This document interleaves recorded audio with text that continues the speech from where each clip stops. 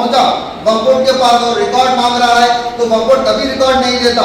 आप आगे बढ़िए, आगे बढ़ के जो है तो एक काम करिए, इसके वक्फ के रिकॉर्ड पहले आप निकलवाइए। आपके ऑफिस में एक वक्फ के रिकॉर्ड होना मौजूद है, जो जितने भी 77,000 एकड़ जमीन है उसके विद बाउंड्रीज विद पेपर्स आप अपने ऑफिस में इसके रिकॉर्ड मंगाइए।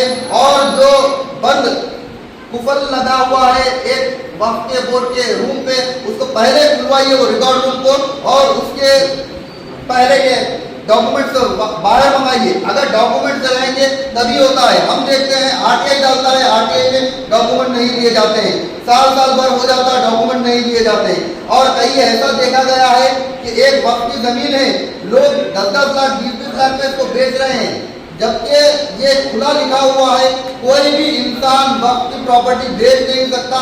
ये अल्लाह की जायदाद है, ये हमारी जायदाद नहीं है। और आज यहाँ पर बहस हो रही है कि वक्त की प्रॉपर्टी को बचाया जाए। आप सबको ये बात पता है कि अल्लाह के नबी सल्लल्लाहु अलैहि वसल्लम की पैदाइश से पहले 40 दिन पहले आगरा का एक लश्कर आया था काबतुल्लाह को ढाने के लिए।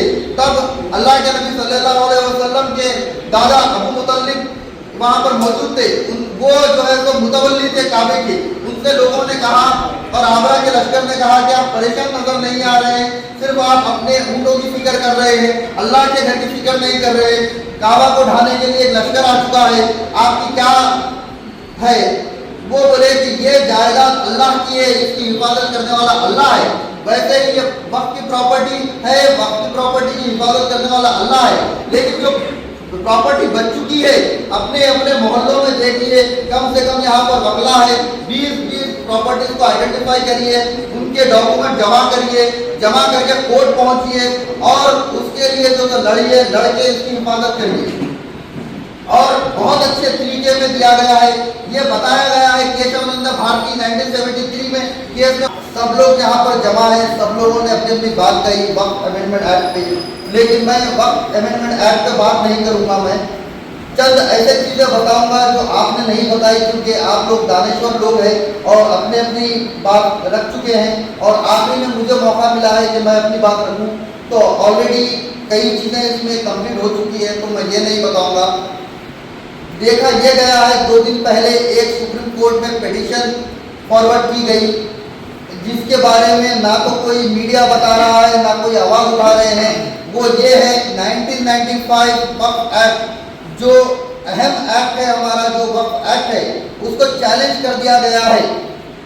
विष्णु शंकर जैन ने इसको चैलेंज किया है। वो बोल रहे हैं 1995 के एक्ट को ही खत्म कर दे, उसके कई प्रोविजन के ऊपर अटैक किया गया है। सुप्रीम कोर्ट में ये चीज फाइल की गई है और इस पे कोई ना बात कर रहे हैं ना कुछ कर रहे हैं।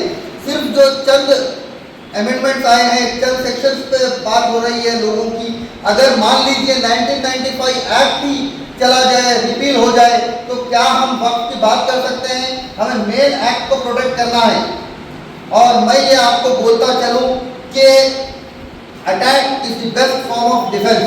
जैसे वो लोग हमारे मेन चीज़ों पे अटैक कर रहे हैं, देखिए ये वही विष्णु शंकर जैन है जिन्होंने संभल की मस्जिद के ऊपर केस डाला है, जिन्होंने मथुरा की मस्जिद के ऊपर केस डाला है। डाल के वो लोग क्या कर रहे हैं? कानूनी कार्रवाई करने जा रहे हैं, इसको क्रिमिनल बना रहे हैं। तो कई ऐसे प्रॉपर्टीज है जो वक्त के प्रॉपर्टीज है, जिस पर देखिए 77,000 एकड़ जमीन तेलंगाना में थी, आज सिर्फ 25,000 एकड़ जमीन बाकी रह गई, 52,000 एकड़ जमीन चले गई। लेकिन तेलंगाना, जैसा भाई ने फरमाया कि कांग्रेस गवर्नमेंट है, ये टीआरएस की गवर्नमेंट में किसी ने आवाज नहीं उठाई है, कांग्रेस की गवर्नमेंट में किसी ने आवाज नहीं उठाई। सबसे ज्यादा जिसकी वक्त की जमीन छीनी गई 52,000 एकड़ जमीन, वो हमारी वक्त की जमीन है। इन्हीं सेकुलर जमातों ने हमसे हमारी जमीन छीन ली है। और देखिए आप, मैं ये बताता चलूं, हमारे पास वक्फ ट्रिब्यूनल मौजूद है। वक्फ ट्रिब्यूनल का ये हाल है, अगर आप ये तो वक्फ बोर्ड कोई एक्शन नहीं लेता, नाजायज काबिल जो है उनके ऊपर कोई एक्शन नहीं लेता। बेचारे कोई मुतवल्ली, कोई मस्जिद के सदर या कोई सज्जाद नशीन जब कोर्ट को पहुंचते हैं तो उनको जरूरत पड़ती है डॉक्यूमेंट्स की।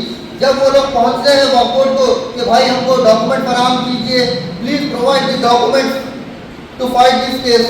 उनको डॉक्यूमेंट नहीं मिलते, ये बताया जाता है कि अंदर लॉकर में रखे हुए डॉक्यूमेंट फिर वक्त आपको नहीं दे सकते। 2 साल 3 साल 4 साल ये केस चलता है। बाद में बिना कोई एविडेंस पेश करने की वजह से हम लोग हासिल हो जाते हैं, हमारे पास कोई डॉक्यूमेंट नहीं होता है जिससे हम ये प्रूव करें कि ये वक्त की जमीन है। वो डॉक्यूमेंट नहीं रहने की वजह से हमारे केस को खारिज कर दिया जाता है, डिसमिस कर दिया जाता है। मैं आपको ये बताता चलूं, अगर एक बार हम केस हार जाए तो इसको फिर से हम लोग जाके सेकंड टाइम पे चैलेंज नहीं कर सकते हैं, ये ड्यूअल जेओपार्डी नहीं हो सकता है। तो अगर हम एक बार अगर केस हार जाए तो दूसरी बार नहीं जा सकते कोर्ट को। इसीलिए हमको प्रॉपर डॉक्यूमेंट के साथ कोर्ट को पहुंचना है। और पिछला जो 1995 वक्फ अमेंडमेंट एक्ट था 2014 में जिसको तरमीम 13 में जिसको तरमीम करके लाया गया था, उसमें एक बहुत अच्छा प्रोविजन दिया गया था 3K में ये लिखा गया था इंटरेस्टेड पार्टी। इंटरेस्टेड पार्टी वो होता है जो कोई भी इंसान, अगर कोई मस्जिद में नमाज पढ़ता हो, कोई दरगाह का ज़ाहिर हो, कोई भी इंसान हो, वो केस दाखिल कर सकता है। आपको वहां पर ये नहीं लोकल स्टैंडिंग जिसको कहा गया है, लोकल स्टैंडिंग की जरूरत नहीं है। लोकल स्टैंडिंग में ये होता है, लोकल स्टैंडिंग हमारे बंगला तो जानते हैं, जो बंगला नहीं है उनके लिए मैं ये बोलना चाहता हूँ, लोकल स्टैंडिंग मतलब सिर्फ वो कोर्ट को पहुंच सकता है जिसका कोई मतलब हो, लेकिन वक्फ ट्रिब्यूनल वो पहुंच सकता है जिसका कोई मतलब भी ना हो। अगर वो मुसलमान है तो बस वो वक्फ ट्रिब्यूनल पहुंच सकता है। तो हम लोग को पहले ये नोटिफाई करना है कि हमारी 55,000 एकड़ जमीन गई कहाँ पर हमारी जमीन कब्जा हो गई, कहाँ पर जमीन हमारी नहीं है। 1984 की एक गजट दी गई थी जिसके अंदर तमाम वक्फ के जो नोटिफिकेशन है उसके अंदर बाउंड्रीज लिखे हुए हैं, उसमें रेवेन्यू रिकॉर्ड है, सब कुछ है। लेकिन मुसलमान जो ख्वाब गफलत में सो रहा है, ख्वाब गफलत में सोने की वजह से वो 55,000 एकड़ की जो है तो हम लोग प्रोटेक्शन नहीं कर सके। आज जब ये कानून आया है तो हम आज उठ के जो है तो, और कई लोग ऐसे भी है जो प्रोटेस्ट करने नहीं, सिर्फ इंजॉयमेंट करने के लिए प्रोटेस्ट का हिस्सा बन रहे हैं। प्रोटेस्ट का मतलब ये है कि हम उनको बताएं कि हम नाराज क्यों हैं, हमारे को क्या तकलीफ हुई है, ये प्रोटेस्ट का मेन हिस्सा है। लेकिन लोग आज नहीं जाते, तरीके का इस्तेमाल नहीं करते और चैलेंज किया गया है सेक्शन 52, 53, 54, जिसमें ये लिखा हुआ है removal of encroachment from the Waqf property. अगर आपको जो 1995 के एक्ट में ये लिखा हुआ है कैसे हम लोग इंक्रोचर को रिमूव कर सकते हैं वक्फ प्रॉपर्टी से, उसके लिए आपको प्रॉपर डॉक्यूमेंट चाहिए। कलेक्टर के पास पावर है, अगर आप वक्फ ट्रिब्यूनल को आने से पहले आप कलेक्टर के पास भी जा सकते हैं, जाके वहां पर भी अर्जी लगा सकते हैं। जो हमारे ऑलरेडी रेवेन्यू रिकॉर्ड है जो भी मौजूद है उसको ले जाइए और ये तामीर